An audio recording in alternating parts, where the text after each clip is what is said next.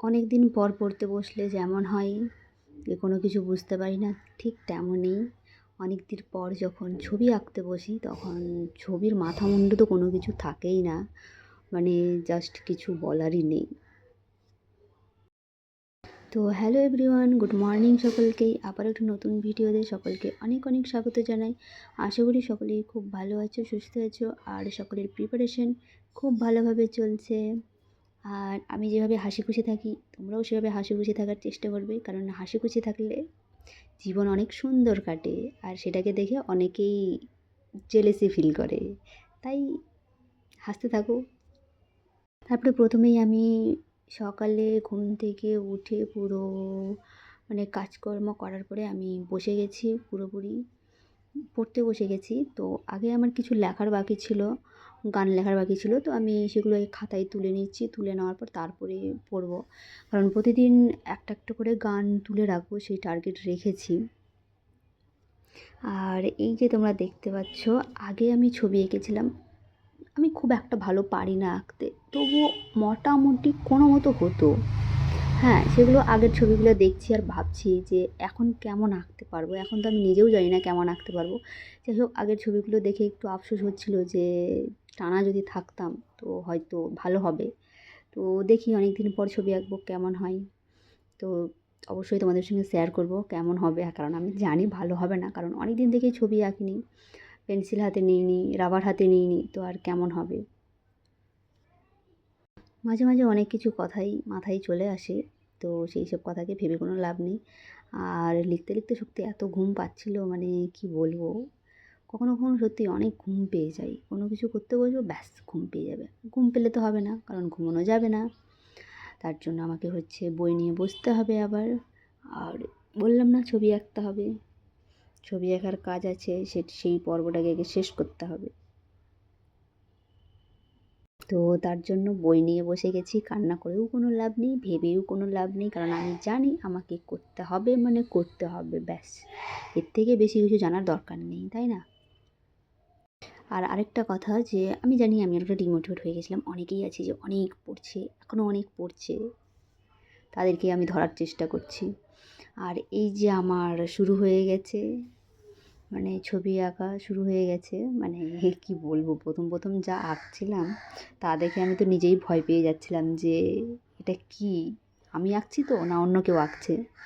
কারণ এতটাও খারাপ হওয়ার না, মানে যতটা খারাপ হয়েছে আর কি, তোমরা না দেখলে বুঝতে পারবে না। আর অনেকেই আছে যারা দেখেছে, আমি পোস্ট করেছি ছবিতে, অনেকেই দেখেছে। আর এই যে হচ্ছে আমি এঁকেছি, খুব একটা ভালো দেখা যাচ্ছে না, তবুও দেখানোর চেষ্টা করছি, কিন্তু খুব একটা ভালো হয়নি, সত্যিই ভালো হয়নি। মানে আমি ভাবতে পারিনি যে এতটা খারাপ হবে বলে।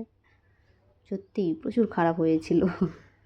বইয়ে কত সুন্দর ছবিগুলো আছে, আর আমার খাতায় যে দেখবে সে তো মানে কি বলবো, ধারণার বাইরে এত খারাপ হয়েছে।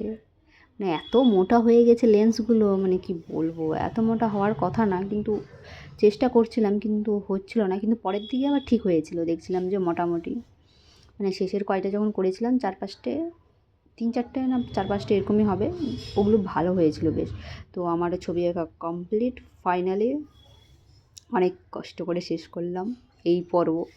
নেক্সট কোনো পর্ব শুরু করব। নেক্সট কোনো পর্ব শুরু করার আগেই আমি রাত্রেবেলা ঘুমিয়ে পড়েছিলাম, আর কোনো কিছু শ্যুট করা হয়নি। তারপর আমাদের ক্লাস ছিল মেরিলে, ক্লাস করার পরে ঘুমিয়ে পড়েছিলাম। আর এই হচ্ছে পরের দিন সকালে, সকালে ঘুম থেকে উঠে অবস্থা আমার কেমন হয়ে গেছে। তারপরে হচ্ছে পুরোপুরি কাজকর্ম করার পরে পুজো টুজো দিয়ে খিচুড়ি, কারণ ওপরের কাকিমা আছে, সেই কাকিমা হচ্ছে খিচুড়ি দিয়েছিলো, খিচুড়ি রান্না করেছিল, তো আমাদেরকে বলেছিল নিতে, তো রাতেই নিয়ে এসেছিলাম। যেহেতু অনেক ভাত ছিল তাই খেতে পারিনি। আর এই বৃষ্টি বৃষ্টি ওয়েদারে খিচুড়ি তো বেশ ভালোই লাগে। পাঁপড় ভাজাও ছিল, তো পাঁপড় ভাজাটা আগেই খেয়ে শেষ করে দিয়েছি। পাঁপড় ভাজা থাকলে কি আর শান্তি লাগে? কোনো মতেই শান্তি লাগবে না, তাই না? তারপরে আমার খাওয়া দাওয়া কমপ্লিট, পুরোপুরি কমপ্লিট হওয়ার পরে ভাবছি যে এবার আমি কি করব, সেই নিয়ে বসে আছি, ভাবছি। পড়তে তো বসতে হবে, কারণ আমি জানি আমাকে তো পড়তে বসতেই হবে, পড়তে বসা ছাড়া আর কোনো উপায় নেই। যদিও বই নিয়েই বসে আছি, আর কি করা যায়, বই ছাড়া তো জীবনের কিছু নেই। কিছু না কি বলছিল আমাকে, তো তার জন্য তাকাচ্ছিলাম ওইদিকে, আর কিছু বলিনি। তারপরে হচ্ছে যে আমার একটা ক্লাস করার বাকি ছিল, তো আমি সেই ক্লাসটাকে শুরু করলাম, কারণ ক্লাসটাকে তো ছেড়ে রাখলে হবে না, তাই না? ক্লাসটাকেও শেষ করতে হবে, তো তার জন্য আমি শুরু করে দিয়েছি। আর এই যে হাতে এটা যে অসুবিধা করে আমাকে, কিছু বলার নেই।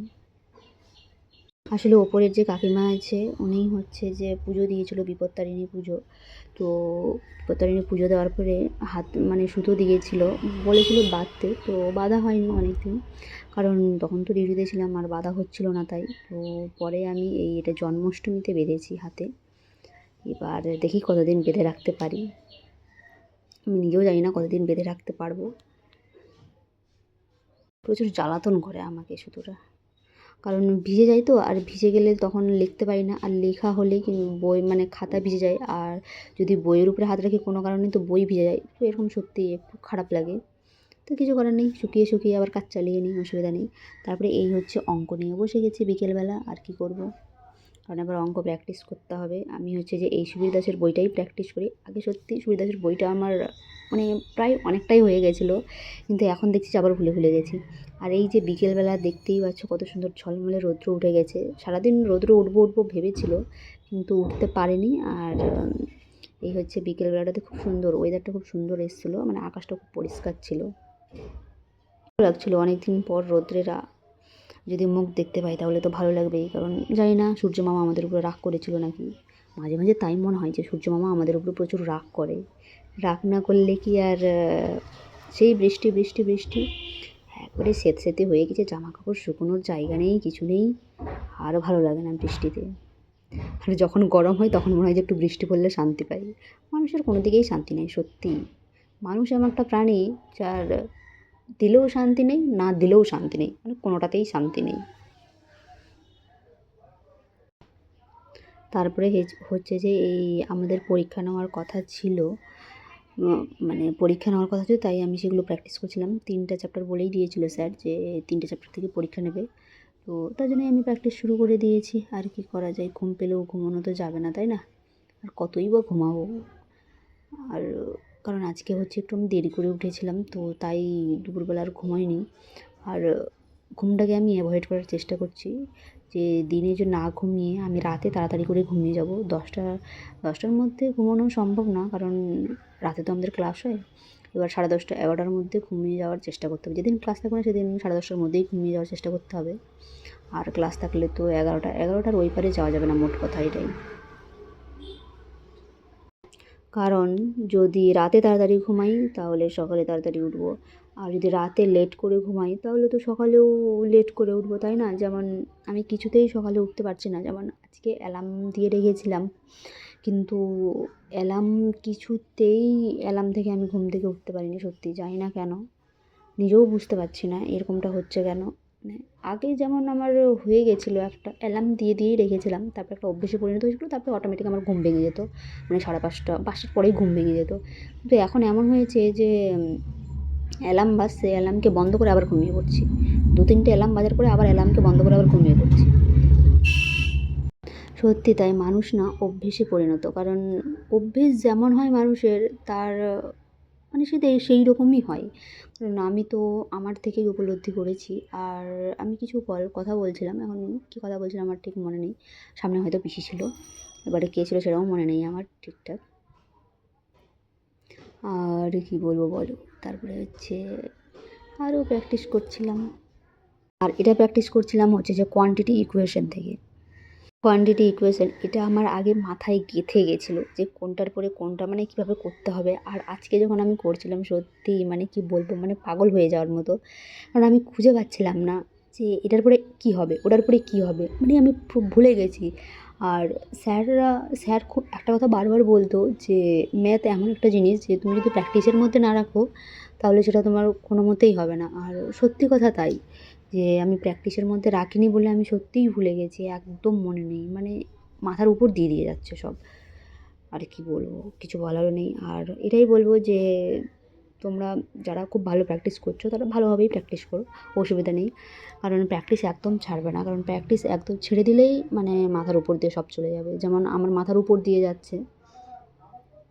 তোমরা তো জানোই অনেক দিন থেকে ভিডিও আসেনি, আর আমি তো সেরকম মানে পড়াশোনাও হতো না, মানে আর কি বলবো, এখন নিজের ভুল নিজেই বুঝতে পারছি যে হ্যাঁ কেন ছেড়েছিলাম। যদিও আমিও একটু একটু করেও যদি করতাম তো তবু প্র্যাকটিসটা থাকতো।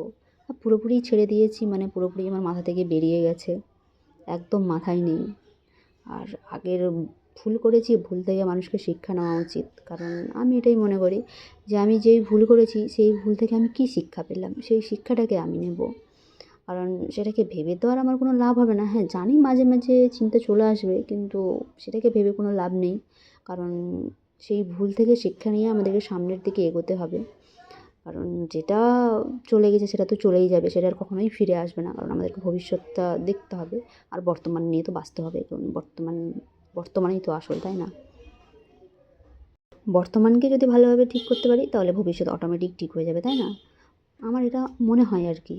কারণ অনেকের তো অনেক কিছুই মনে হতে পারে, তাই না? কারণ আমার মতামত সবার মতামত যে এক হবে তা তো কখনোই সম্ভব না। কারণ মানুষের যে ৫টা মানে আঙুলের যে মানে হাতের যে ৫টা আঙ্গুল সে সমান না তো, তাই না? একটু ছোটো বড়ো আছেই কম বেশি। তো সেরকম মানুষের চিন্তাধারাও কম বেশি থাকতেই পারে। অসুবিধা নেই কোনো কিছু। কারণ এটা আমি মনে করি আর কি। এবার অনেকেই ভাবতে পারো যে এত কিছু বলার কী আছে? এটা তো সবাই জানে। আমার মনে হচ্ছিল তাই আমি শেয়ার করলাম। কারণ আমার যা মনে হয় আমি তো তাই শেয়ার করি তোমাদের সঙ্গে। তো তাই এটাও শেয়ার করলাম। তাতে এখন কারো যদি কোনো কিছু মনে হয় তাতে আমার কোনো আপত্তি নেই। কারণ আমি সেই মানে সব কিছু ভুলে গেছি যে কখন কী হয় না হয় এগুলো আমি ভুলে গেছি। কে কী বললো না বললো এগুলো আগে আমার কিছুটা মনে হতো, কিন্তু এখন আর কিছু মনে হয় না। তো যাই হোক, এই আমি হচ্ছে ফ্রেশ হয়ে চলে আসলাম, কারণ ফ্রেশ ছিলাম না। এবার আমাদের হচ্ছে যে ক্লাস শুরু হয়ে গেছে, আর আমি হচ্ছে যে গীতা ক্লাস করি রবিবার করে, আমাদের গীতা ক্লাস হয় প্রতিদিন। তো গীতা ক্লাস শুরু হয়ে গেছে আমাদের, তার আগেই আমি ফ্রেশ হয়ে চলে এসেছিলাম। কারণ ফ্রেশ না হলে কেমন যেন একটু লাগছিলো, ভালো লাগছিলো না।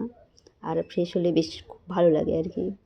তো ফ্রেশ হয়ে চলে এসেছি। আর সত্যি আমার এত চুল উঠছে যে কী বলবো, চুল উঠে আমার 2 দিন পরে টাকলা হয়ে যাবে, আমার মন বলছে। মানে কী দিলে চুল উঠবে না সেটা একটু কারো জানা থাকলে আমাকে একটু প্লিজ জানাবে কমেন্টে। কারণ সত্যি চুল উঠে উঠে এবার টাকলা হয়ে যাবে 2 দিন পর। তো তার থেকে আমাকে আগেই বলে দেবে যে কী দিলে চুল উঠবে না। যাই হোক একটু তো কম উঠবে, কারণ এত চুল উঠছে কিছু বলতেই পারবো না আর। তারপরে এই সন্ধে হয়ে গেছে, আমাদের ক্লাস শেষ হয়ে গেছে, আর আমারও সন্ধ্যা দেওয়া কমপ্লিট পুরোপুরি। তারপরে এখন আবার পড়তে বসবো। আর এই সব কিছু কমপ্লিট করার পরে এখন হচ্ছে ঘুমানোর পালা। আর কি বলবো, তাই না? এটাই বলবো, হাসি খুশি থেকো, নিজের লাইফ নিজের মতো করেই চলো, আর ভালো থেকো, ভালোভাবে সবাই পড়াশোনা করো। আর আজকের ভিডিওটা এই পর্যন্ত, দেখা হচ্ছে অন্য কোনো ভিডিওতে। তোমরা সকলেই খুব ভালো থেকো, সুস্থ থেকো। Tata and Hare Krishna.